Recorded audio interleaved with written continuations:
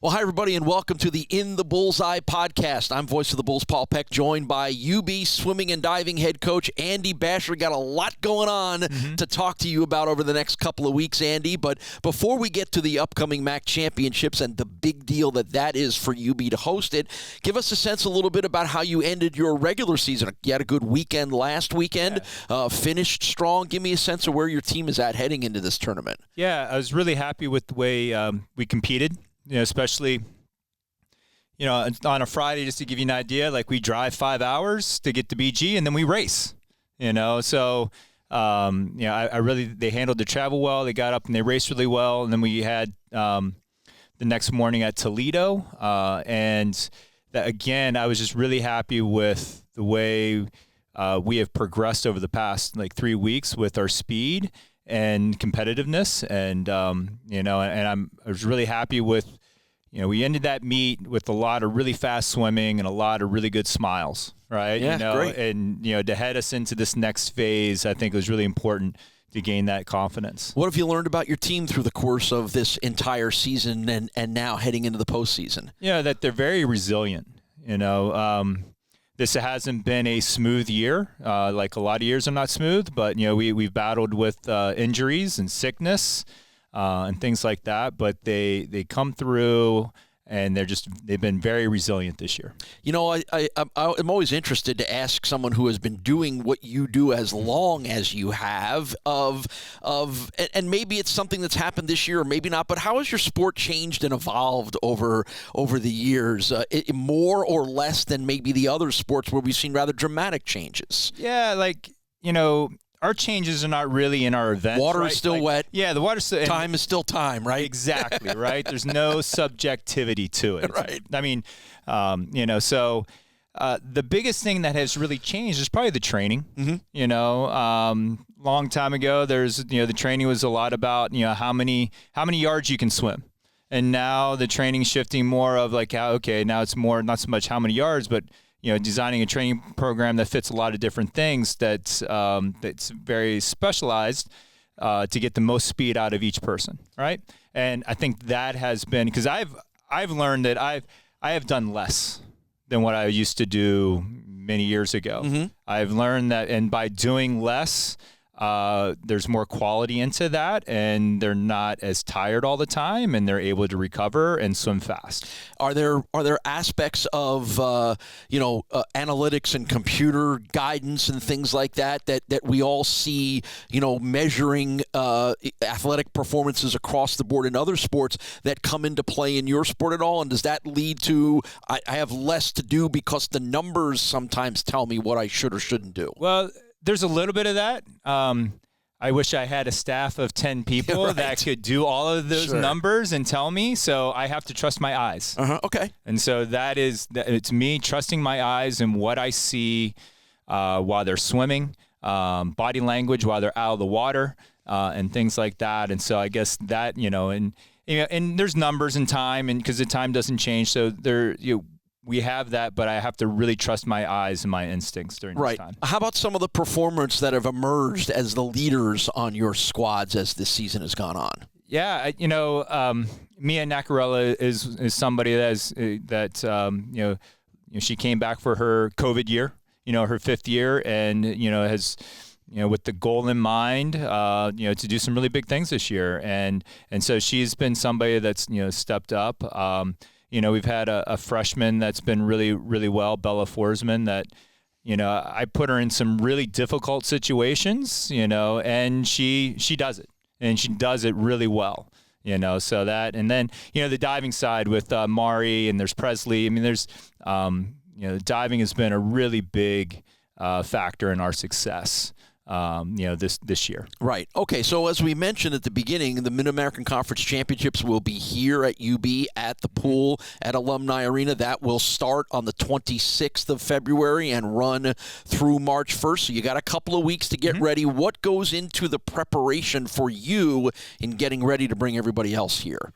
So it's making sure that the equipment's working and all of that stuff, and making sure that the people who are running the meet understand how to run a championship meet, because things change. We get this meet every 5 or 6 years. And so things kind of change, and just making sure that, we are doing our best to present just a great environment for when these student athletes walk on the pool deck, they feel like they're at a championship meet. Right. First time it'll be here since 2020. The schedule is a lot different, obviously, than what fans are used to at seeing your team compete. How do you determine how to break up the schedule? What goes into maximizing everyone's performance over the course of the couple of days? Yeah, so they get to swim 3 individual events, and then they can swim up to 4 relays, but there's a very few that are able to swim 4 out of the 5 relays. So, and that's pretty much set. We kind of have an idea what they're going to swim, even way back in the beginning of the year, and that's what we kind of train for and optimize for and things like that. And it's, and the way it's set up. So right now it is, what we're trying to do is to continue to find more speed, find more power out of them, but also not overdo it. Right. And so this is, the word taper comes up. I like to use the word rest. And, it's a matter of just continue to getting good work in, but allowing the rest, allow their bodies to heal and continue to get stronger so we can be peaking at our best speed here in 3 weeks. What does it mean to your athletes to have a chance to do this here at home? It's great. I mean, the first thing is we don't have to travel. Who likes traveling? Sure. Right? So, and you get to do it in front of your peers, right? Your student athlete, other student athletes, other teams, students here, the athlete and the administration, and everything is familiar, right?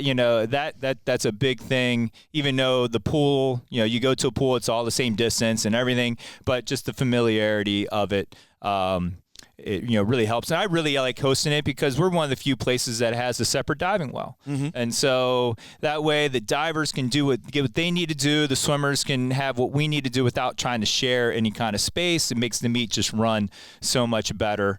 But it really does mean a lot. And it's fun to go out and perform and compete in front of your peers. What advice would you give, maybe call it a viewer's guide here for people that want to come out and watch this? Maybe they're familiar with coming to your meets, but now, when's the best times to be there? What are the events that are the highlight events that, hey, you better make sure that you're here in this place at this time? Yeah, the nights are exciting. You get, just in the Mid-American Conference, the parent following is great, right? And then you get it beyond campus. You get the nights, that's the energy, the excitement is really going to, be electrifying, right? And if you want to maximize your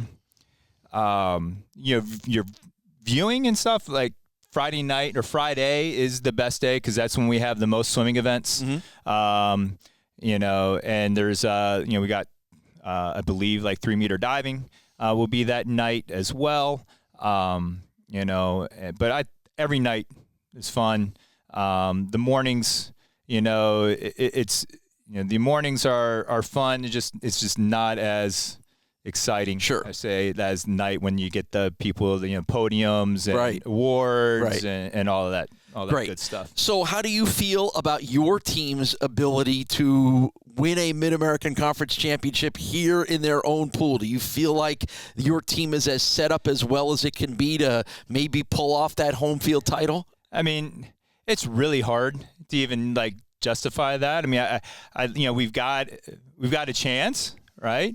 But our sport is unique to where we're going up against 7 other teams. It's not like basketball. It's not like, where you have a field of 8 teams, but you're only playing 3 out of those, 7 teams where we are competing against everybody all the time. And so there's just a lot of things that have to go right, for that to happen. And so I really don't focus on that. I mean, it's a matter of, focusing on ourselves and having a great time and being able to maximize our best swimming and diving to put us in a position to talk about that. Right. All right. So, again, the Mid-American Conference Championships here at the pool at Alumni Arena. It gets started on February 26th, runs through March 1st. I don't know if the schedules are out yet, but they certainly will be on ubbulls.com, on the Mid-American Conference website as we get closer. If you want to figure out when the best time for you to come out and watch some amazing swimming, not just from the Bulls, but from everybody in the conference. Andy, good luck with this tournament. You've done this before. I know it's never easy, but at least it's familiar for you. So good luck with all the logistics, and then good luck to your team as well. Thank you, Paul. Andy Bashor is the UB women's swimming and diving head coach here, and we thank him for joining us on this edition of the In the Bullseye podcast.